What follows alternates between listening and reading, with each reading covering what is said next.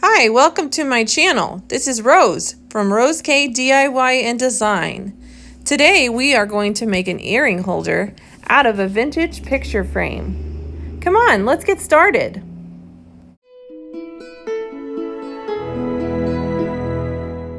Okay, so we have a frame here and we need to pull out holes that are holding the end.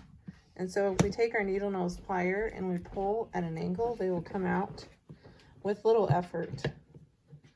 So you grip and pull, and there it comes out. Let's do the next side and pull it up, grip, pull at an angle. Oops, try one more time. And that was a stinker. There it goes. It was hiding. Okay, so then we can remove the glass because we don't need that. And all we have left is our frame, and it shouldn't have any more staples, so double check that. And that is step one. Okay, step two. So you have painted your vintage frame. Steps for painting, I generally paint the back first, and this is the back of the frame. And then I flip it over and paint the front. So it takes about 2 steps. I like to use RUSTOLEUM white satin. I believe it's Blossom White is the one I use for this. And RUSTOLEUM seems to work better. It's just my personal preference. There are other spray paints that might be cheaper that you can try, but this is what I like. Other options, if you don't want to spray paint or that doesn't work where you are living, you can use this acrylic paint. It does work. You might need more than 1 coat and with spray paint. Okay, so step 3 is we want to install hardware cloth. What is hardware cloth? It is this wire that you see and we can hang earrings on. Mostly hanging earrings will be the ones that you will want to put on here.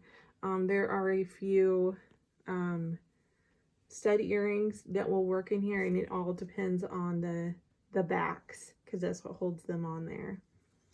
And so you put the stud earrings in with the backs on, and I'll show a picture later. So here's a picture of a jewelry organizer that I have in my bedroom. And this is the back that I find that is easiest to stay on this kind of jewelry organizer. Okay, so we have this frame here, and then we need our wire snips. And I bought these, I believe, at Ace Hardware. You can find them at Orscheln or at Lowe's, or any hardware store should have them. They have a lock here that you can close them. They have comfort grips. I think this one's even missing one because I've used them plenty of times. But okay, so what we need to do is we have some frayed edges that aren't quite so nice that we will trim off. Okay, so we will trim that off and measure. So when we trim parts off, we want to make sure that one, you don't want to have these ugly pieces hanging out. So we are going to, right where my finger is, we're gonna trim that off right there. And it doesn't take very long, just a steady hand, and don't cut through the next row, whatever you do, or you may not have enough.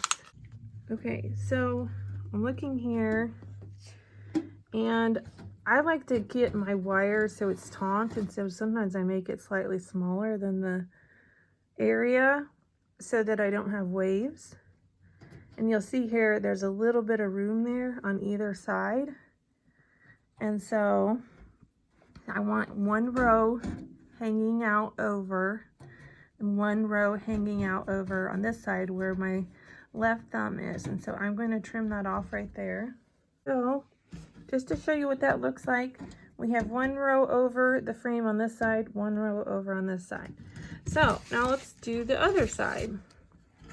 It looks like we have pretty decent sides, so it doesn't really matter which side you trim off of.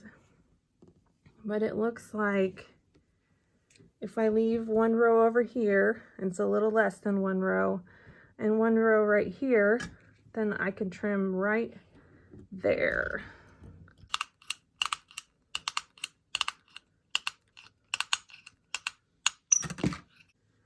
Okay, step 3, we have the wire done. It's cut. We should have a row hanging over the sides on all 4 sides. And you can see they're slightly less, and again, that's so that the wire can be taut. And the row is used to measure where we're going to fold.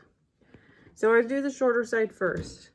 So shorter side looks like we are slightly under the row of square. So how do I do that? But I have this angle iron here. You can use a ruler, anything that has a nice straight edge and that isn't going to bend. And so you set it right there, and it's going to go straight across where that first row is. And as we talked about, each row was slightly under. So we're going to put the edge of the angle iron right on that edge, and we're going to bend up with our thumbs until we have about a 90-degree angle or so. Okay, so it looks like that, and we'll do the other side.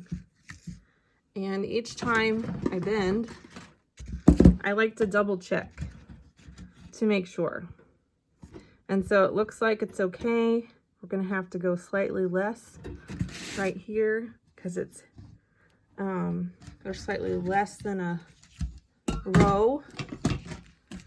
And so we will put it just over the line and fold.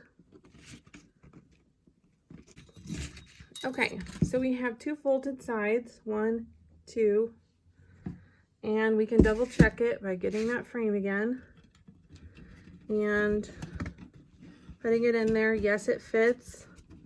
It should be fine. Okay, now we're going to do the other 2 sides.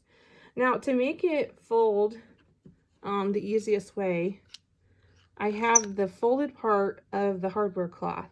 I'm going to count in 2 squares, and I'm going to snip, and I'm going to count 2 squares this way and snip that off. Be careful not to snip your hand because those things are sharp. But so I have 2 squares in that way, 2 squares that way, and I'm going to do that on each of the 4 corners. So it's going to make it so it lays better.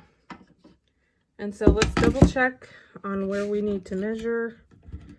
We have, they are both just a little less than 1 square. So that's where we'll put our angle iron. Okay, so to do this, we're gonna flatten out that piece so that the angle iron can lay flat. And then we will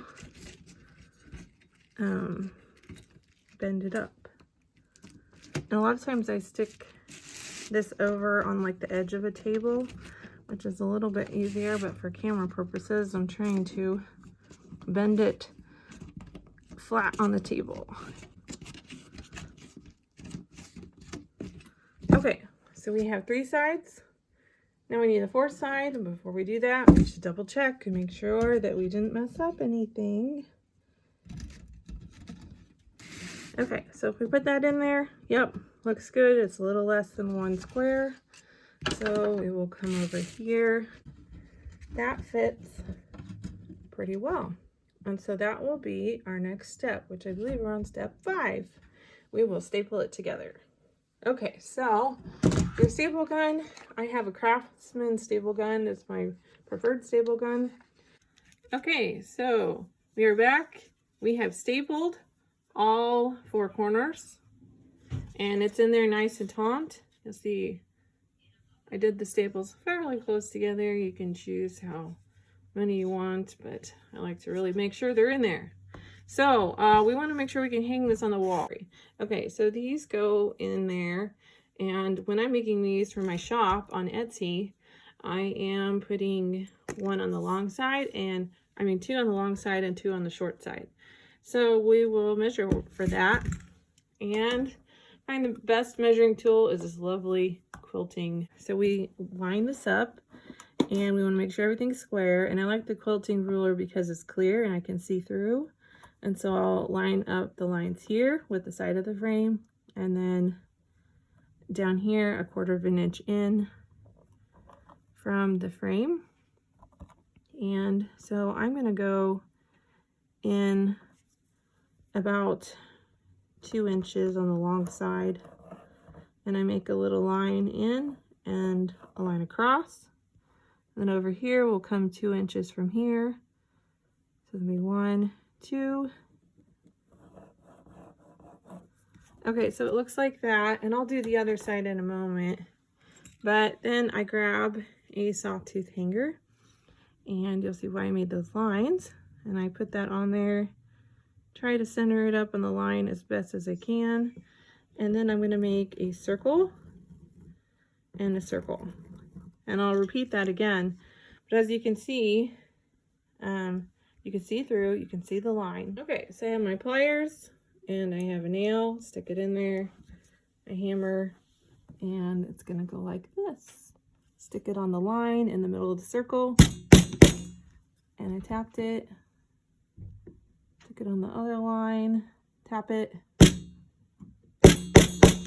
Why do we tap? Well, if I don't, then my drill slips and then nothing is straight. So it's an important step. And I have a drill here. I use this drill bit. It is about the same size as the screw that I'm going to be using, and so that's how you determine how big of a drill bit you need. And so I'm going to go in and drill down just a little bit, and that is it. And I will repeat that over here and then 2 more times over here. So stay tuned. Okay, we're back. Continuing with this jewelry organizer or earring holder. So if I were making this in my shop, I put sawtooth hangers on the short and long side so the customer can decide which side. Now, if you're making this for yourself, you obviously can decide which way you want it and just do one side and not both. But okay, so it's done. Now, the other added piece that I feel like really finishes this off is adding felt pads. You'll find this under in Walmart or hardware stores. It's usually in like the moving section, and these are 3/4 inch. I also have these that are 1/4 inch, and usually most frames I'm finding require a 3/4 inch plus a 1/4 inch on top, and that's because there is the perfect amount of spacing so that the earrings are not scratching the wall and the frame isn't scratching the wall, and so everything's great. So these are like little stickers. You just pull that off. We put it in the corner, and I'm using the beige colored ones on this white frame because they'll blend in best. If I had a dark colored frame, I could use that darker color like this. Okay, and then I'll put these on top. And that one, and one more. And you are finished. So we have, this is the back, this is the front. If you like a really rustic look, you could hit the sandpaper to it, these edges, and get it more rustic. I put a thin coat on, so I kind of like where the wood is showing through, so I'm going to leave this one like this. Unless a customer orders this and wants it rustic, we can surely take paint off, but we can't put it back on at this point. So I will put some pictures up of other earring holders that we have finished.